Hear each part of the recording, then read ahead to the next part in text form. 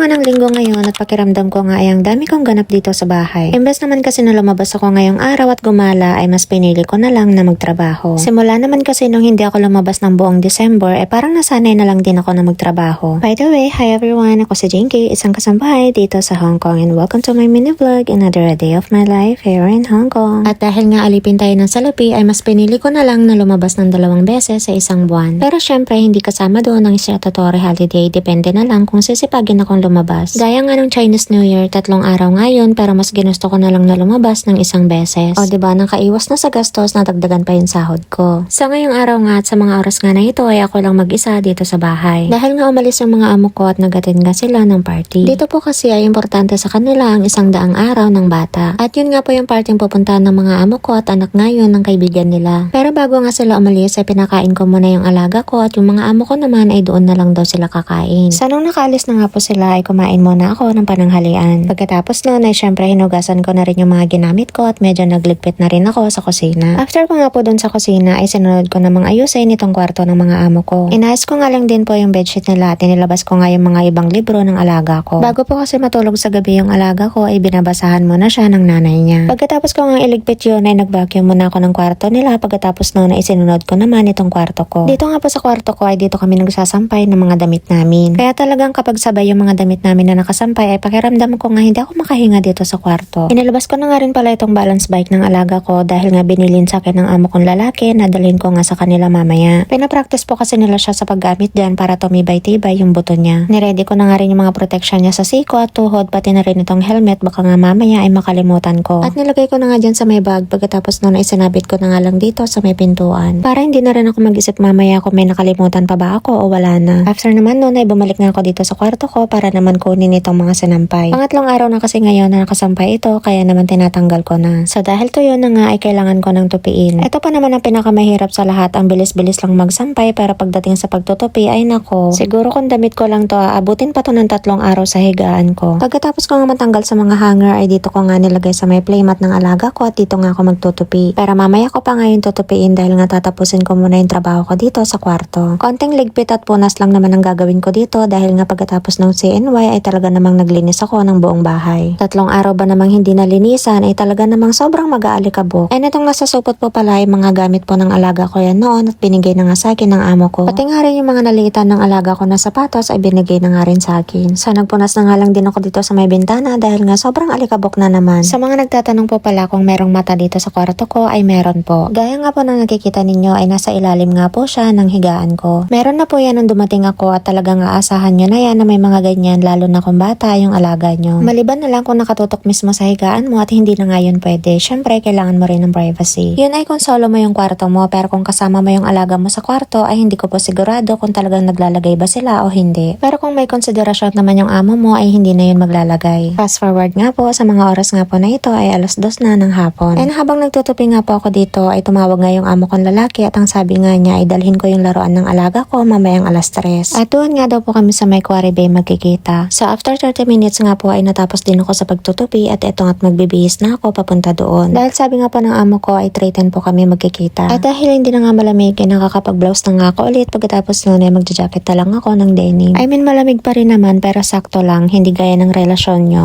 Uy tarot. Eto nga ready na ako at lalabas na nga ako ng bahay pero chinecheck ko muna kung may mga naka-on pa kaya naman pinatay ko na rin yung ilaw. Dito nga po sa amin ay nasa 32 palapag kami. Marami nga nagsasabi sa inyo na nakakalula nga lalo na pag pinapakita ko yung labas ng bintana. Pero sa totoo lang kapag nasa loob naman kayo ng bahay ay parang wala lang. Saka ko lang siguro mararamdaman yung lula kapag may terrace nga yung tinitirhan namin. Isa sa maganda dito sa tinitirhan namin ay paglabas mo nga nandyan na yung mall at sa baba nga no na yung sakayan ng tren. Dahil yung ibang karamihan nga po ay malalayo pa yung sakayan ng tren. Yung tipong kailangan mo pang sumakay ng bus para makarating sa sakayan ng tren. Sa fast forward nga po ulit ay nandito na ako sa may Quarry Bay at ang mali ko nga ay umakyat pa ako dito sa taas pero maya-maya rin ay bumaba rin ako. Dahil sigurado ang lalabas lang din naman sila ng train mamaya at doon ko na nga sila sinalubong. Fast forward ulit pagkababa ko nga ay tamang-tama naman na nasalubong ko na sila at binigay ko na nga yung balance bike at kinuha ko na nga rin itong stroller ng alaga ko. Pagkatapos noon ay bumiyahe na nga ako pa uwi. Pagka-exit ko nga papasok dito sa amin ay dumaan nga ako dito para bumili sana ng mini cake na paborito ko, ang kaso nga ay wala. Kaya umalis na rin ako agad. Pagkatapos noon ay naisipan ko na nga lang din bumili ng conditioner ko dahil nga naubos na. Sa dito nga po ay naglalakad ako papunta dun sa store na pinagbibilhan nabibilhan ko. Nung nakaraang araw kasi na kailangan ko nga sanang bumili kaso nga lang ay sarado naman. Kaya mabuti na lang din at lumabas ako nitong araw na to at may pagkakataon nga ako para bumili. And dito nga po sa may Lalalab store na to, dito nga ako bumibili ng conditioner at itong hair mask. At dahil meron pa akong shampoo, hindi na ako bumili. Kahit medyo pricey nga tong mga to ay maganda naman sa buhok. Alam niyo naman kapag Japan brand ay hindi talaga kayo magsisisi. And after ko nga mabayaran yun ay dito ko na lang din nilagay. Pagkatapos noon ay umuwi na ako. Pagka-uwi ko nga po ay hindi na muna ako naligo at nagbihis na muna ako. Dahil nga ang lulutuin ko lang ay yung pagkain ng alaga ko para sa dinner niya. Dahil sabi nga po ng mga amo ko ay hindi ko na daw kailangan magluto ng dinner namin dahil nga sa labas daw kami kakain. Kapag nga ganitong sinasabi nilang hindi ako magluluto ng hapunan ay talaga namang natutuwa ako. Hindi dahil sa tinatamad ako pero dahil nga ay nauubusan na ako ng recipe kung ano ba yung lulutuin ko. Kaya kung napapansin nga ninyo ay ilang araw na nga akong hindi nag-upload ng mga recipe ko. E paano ba naman yung mga niluluto ko nga ay yung mga na-upload ko na? Ayoko naman magsawa kayo sa mga ina-upload ko na pare-pareho na lang. So nagsaing na nga muna ako ng kanin ng alaga ko pagkatapos noon ay nagmerienda muna ako. Alam niyo ba yung mga kinakain kong chips kapag nasa mood nga ako ay 2